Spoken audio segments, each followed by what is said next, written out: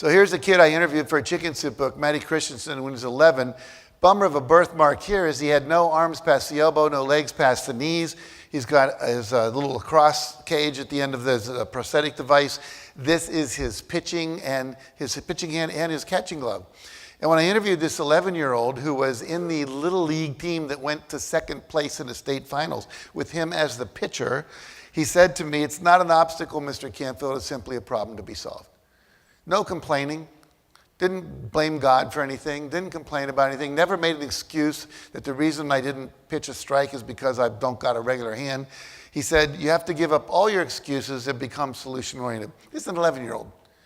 We all should be as evolved and mature as young Maddie. I love this quote I found on the internet a couple weeks ago. It says, you can make 1,000,000 excuses or you can make $1 million. It's really up to you. So as I mentioned, there's only 3 responses you have any control over. The first is your behavior. It's what you say and what you do. And there are certain behaviors of investors, certain behaviors of people who are millionaires that are different. Last night we were talking at dinner with the Platinum Group about a friend of mine who's writing a book called The Billionaire Secret. He's interviewed 22 billionaires so far. And all of these billionaires have disciplines. They read, they exercise, they get adequate sleep. They delegate a lot of stuff, not the kind of stuff I'm teaching you today, but they delegate a lot of the things that are not necessary for them to do. They're constantly developing new habits. They surround themselves with people who are smarter than them because they're not afraid to look bad. They're not worried about their ego. They're worried about how they're going to be successful. And so your behavior is critical. We're going to look at that. Your thoughts. What are the thoughts that successful people think that are different than those who don't? And then finally, the visual imagery, what you visualize, what you daydream. Worrying, by the way, is visualization. You're visualizing that which you don't want to happen, as opposed to using that same tool to visualize what you do want to happen. So we're going to focus on thoughts for just a minute. I'm going to show you how powerful your mind is. And I want you, in a moment, we're going to look at something. We're going to look at how we can actually change our physiological body in a few seconds simply by intending a thought. And when you realize that your thoughts have that much power, we're going to see then in a moment, I'll bring a volunteer up here, and we'll see how their thoughts affect them and your thoughts can affect them, and how then they can protect themselves from your thoughts. So we're going to take a deep look at the power of simple thoughts in terms of changing things in the external universe called your world, your wealth, your health, etc. Now, at the bottom of your hand, if everyone will look, you have a little line that goes across. It's a little wrinkle. I want everyone to look at one of your hands and find that. And then you're going to look on your other hand and you're going to find that same line. And then what I want you to do is we're going to line them up. It's a little hard and dark here, but you're going to do the best you can. Put one line right on top of the other, like if you were a plastic surgeon sewing those together. And when you've got that perfectly, you're going to just roll up your hands like this. And if you're like most people, you're going to find that one of your hands is slightly longer than the other. If that's the case, you'll take your shorter hand and put it about a foot in front of your face. If they're both the same size, take either hand, doesn't matter, put it about a foot in front of your face like this. So let's all do that.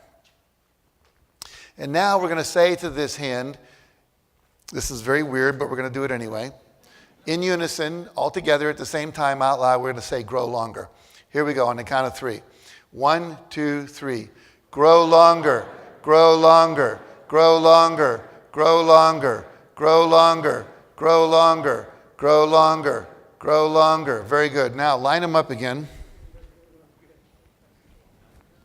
And then roll them up and see what happens.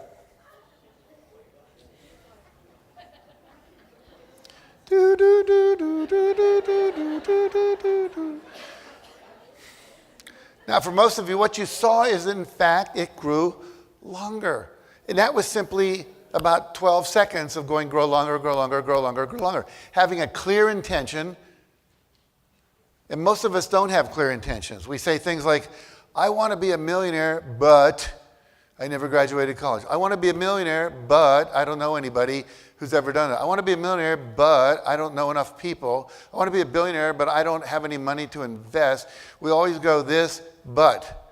If you called up one of the pizza delivery people in your town and you said, I'd like a pizza, I want pepperoni and cheese and mushrooms and onions on it, and then you call them up another minute later and you go, but I don't think I really should eat that. It's not good for me. Too much gluten.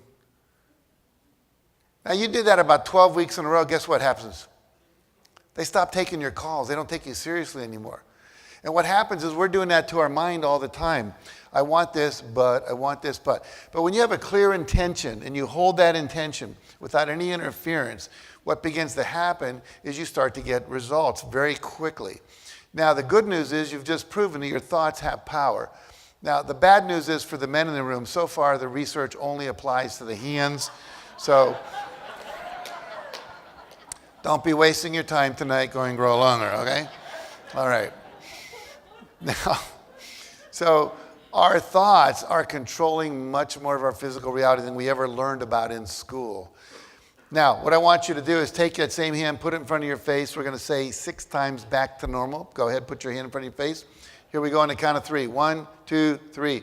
Back to normal, back to normal, back to normal, back to normal, back to normal, back to normal.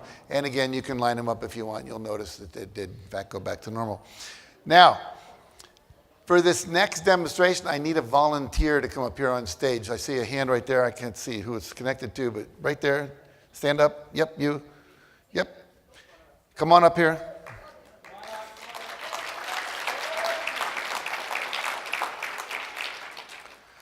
He's going to lead you around. The only way you can get on the stage is through this back door here. While she's coming up here, right there, he'll lead you. While she's coming up, I'll tell you what we're going to do in a moment. I'm going to test her muscle, see how strong it is.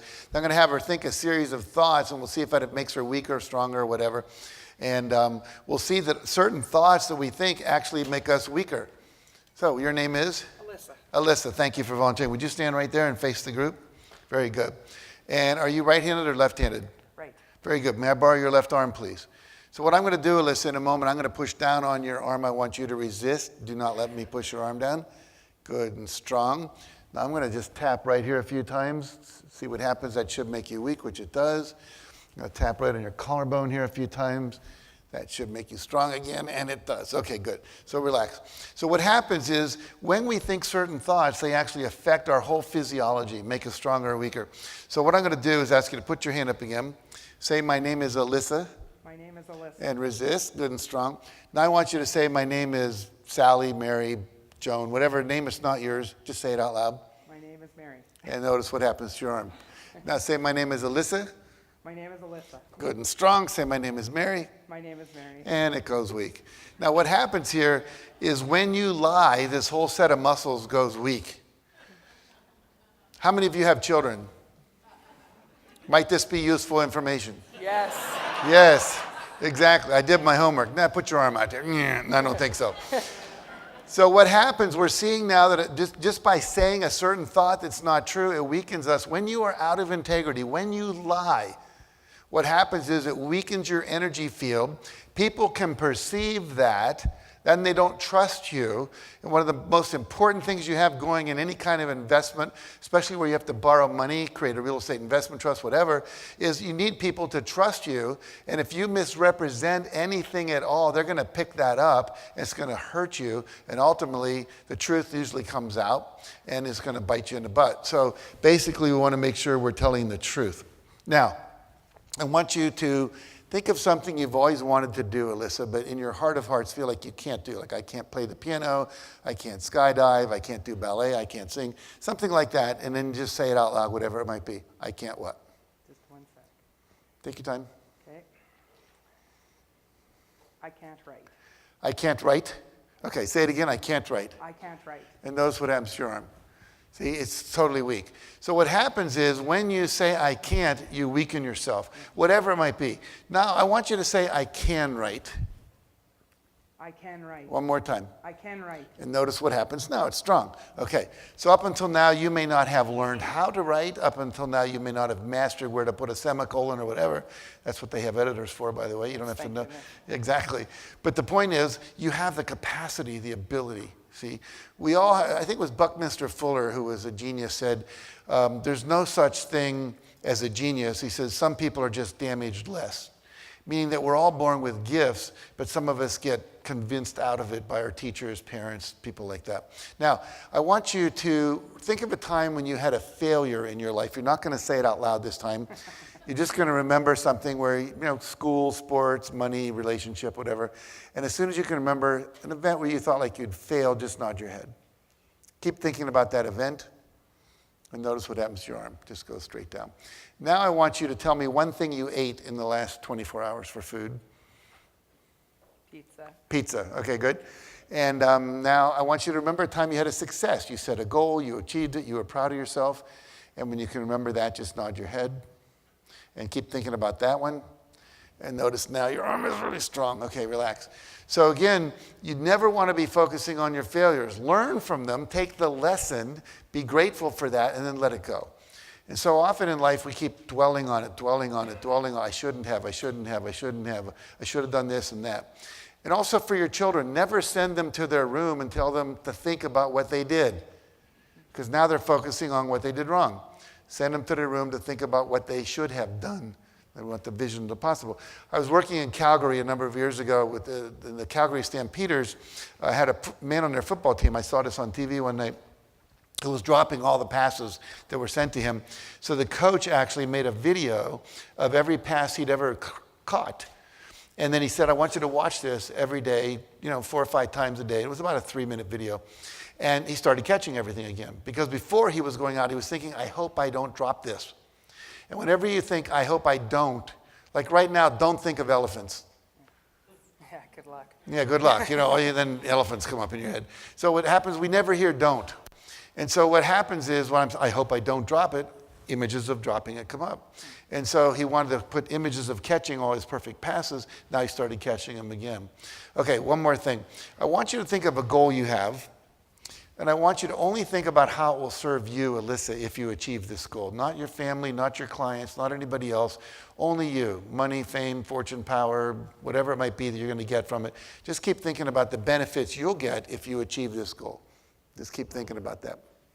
Notice what happens to your arm. Now I want you to think about the same goal. Don't change the goal. It could be millionaire, investor, whatever it is. And this time I only want you to think about how it will serve others if you achieve this. The people that you put into an apartment, the children, the friends, the family, the community, whatever. How will they benefit if you achieve your goal? And notice what happens now. Good and strong. So you don't have to change the goal, but you do have to change where you come from. What is your why? What is your intention? What is your purpose? Are you coming from greed and selfishness, or are you coming from service? When you come from service, people will be attracted to you energetically. They will trust you because they know you're on their side. You're not going to do something for them that is going to hurt them, but you're going to do something that's going to serve them. Many of you have heard of a man named Deepak Chopra. Deepak Chopra's only prayer every morning is, Lord, show me how to serve more people more fully. Just how can I be of greater service, greater service, greater. And because of that, he is very, very rich. In fact, his friends call him Deep Pockets Chopra because he's so wealthy now. All right, one last thing. I want you all to look up here at Alyssa, and I want you to think a negative thought about her. Anything at all, just a negative thought. I don't like you, whatever it might be. Keep thinking that thought, and notice what happens. Thanks, guys. Yeah, thanks, guys. Right, exactly. So when you think a negative thought toward her, it actually affects her. So when you're thinking negative thoughts toward your clients, toward your children, toward your spouse, toward anybody, especially toward yourself, it's going to weaken you or them. Now, I want you to send her a loving thought. She volunteered, the only person I saw with the hand up here. Notice what happens now. Good and strong. Okay. Now let me show you this. I want you to think of someone you don't like. Okay. Don't say their name. Think of someone you don't like. Send them that negative, judgmental thought, the thing you think about them. Watch what happens to your arm. See, it costs us. Mandela in Africa said, resentment toward another person is like drinking poison and hoping they'll die. Yeah. And it doesn't work. So you want to get into a state of forgiveness and love, even for people that you think are idiots. Okay. Because that's the hard part. Of course it is. Of course it is. But it's worth doing. Yeah. It's hard to lift weights. It's hard to get up in the morning and go for a run. It's hard to eat correctly, but it's worth it. Now, I'm going to show you how to not let their negative energy affect you. Okay. Actually, you can relax your arm for a minute. So I want you to close your eyes, Alyssa. And I want you to pretend you are surrounded by a fountain of water, like it's a circle. like 360 degrees. There's little jets bringing water up all around you. You're safe in the middle, dry. Water goes up about 8 feet, and it comes back down in the basin. It's a sunny day. The water's all sparkly with sunlight in it. It's protecting you from any negative energy. Can you imagine that? Okay, keep visualizing that. Keep thinking that. But I want you to open your eyes so you can do it when you're in the real world with your eyes open. So if you're going into a meeting, whatever, you can do this. So keep that image going. I want you to send her a negative judgmental thought again. Notice what happens. Her arm's really strong. Now I want you to stop the water, Alyssa. Tell me when it's gone. Okay, send her that same negative thought. Now bring the water back. Tell me when you have it. Send her that same negative thought. Very good. Now, let's send her a lot of positive energy. A big round of applause. Thank you. Thank you very much. My pleasure. If you go off that way, they'll guide you back to the door. All right. So what we see is our thoughts are affecting our physiology. They're affecting other people's physiology. And ultimately, this is the part that's hard to grok in our heads. But from quantum physics, we know we're actually affecting physical matter that's even what we normally call inanimate, although all things have energy in them at the same time if you study quantum physics. So we can begin to control the flow of energy through our thoughts, including money coming toward us, opportunities coming toward us, venture capital coming toward us, people that want to support us coming toward us, etc. It's called the law of attraction. How many of you saw the movie The Secret? If you've not seen the movie The Secret, I would encourage you to do that. You can go online. You can watch it for about $3, or you can buy a copy, I think, for about $39 from Amazon.com. I'd watch it 5 or 6 times. It really will totally change the way you think about the power of your thoughts. It's a life-changing movie. I really strongly recommend it. Okay, now, so every thought you think, as you just saw, is sending out a vibration, just as your thoughts affected Alyssa up here. Now, here's the thing we now know about this. Your thoughts can travel 250,000 miles. How do we know that? We've actually done, come back to that in a minute, we've actually done, not me, but there's actually been research that's been done with NASA, the National Aeronautic Space Association, with the students at Duke University and astronauts up on the moon, where the astronauts would open up envelopes.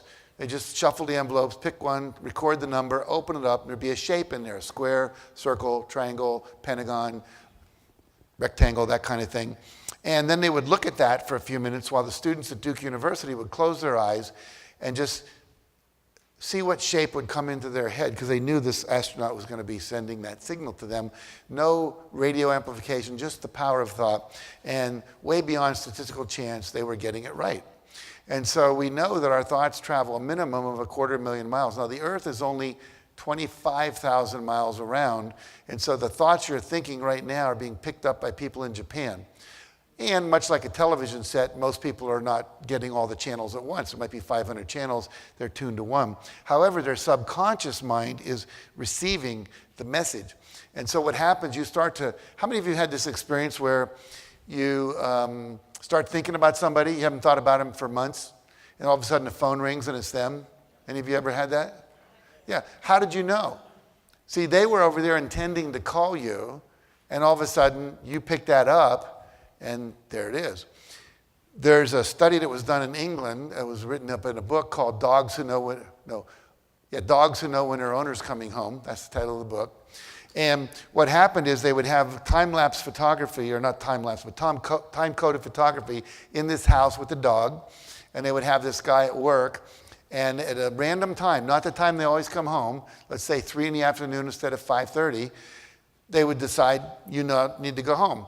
And at that moment, the dog would run to the front door and start waiting at the door with its tail wagging. So here's this dog, 25 miles from its owner, and the minute the owner decides to come home, the dog picks up the energy and walks over to the door and is not waiting for him. So we know that that's possible. To get really weird with this, there's a woman in England who has a parrot. Parrots live sometimes to be 150 years old. She's had this parrot for 30 years. The parrot sleeps on her pillow in her bed. They're very closely connected. And they had this woman downstairs, the parrot up in a room, and the woman would be opening envelopes given to her by a researcher, and there'd be a picture. Maybe it's a picture of a couple walking down the beach. And the parrot would start to go, pretty couple, love, romance, pretty couple. And then she'd open another one that would be a flower. Pretty flower, pretty flower. Here's this parrot upstairs in another room who's picking up what this woman down here is seeing. It's insane, but it's happening. And so the reality is our thoughts are always projecting out and being picked up by people.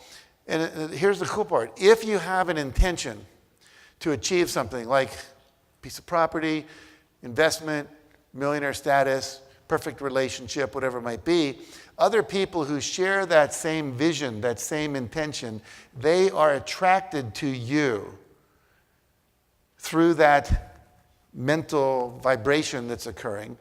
And we have to become very careful what we think about. No one ever taught us this. We have to be conscious about what we think. Think intentionally as opposed to just thinking randomly, which most of us do. Anyway, we'll talk a little bit more about how to purposely focus on this later this afternoon, but just so you get the idea. So what I want you to do right now is to find a partner and sit next to that partner. Turn your chairs kind of, 45-degree angle, 90-degree angle, whatever you can do to face each other. And as soon as everyone has a partner, I'm going to take you through about a 4-minute exercise to show you again the power of thought so you can experience this rather than just watch it up here on stage.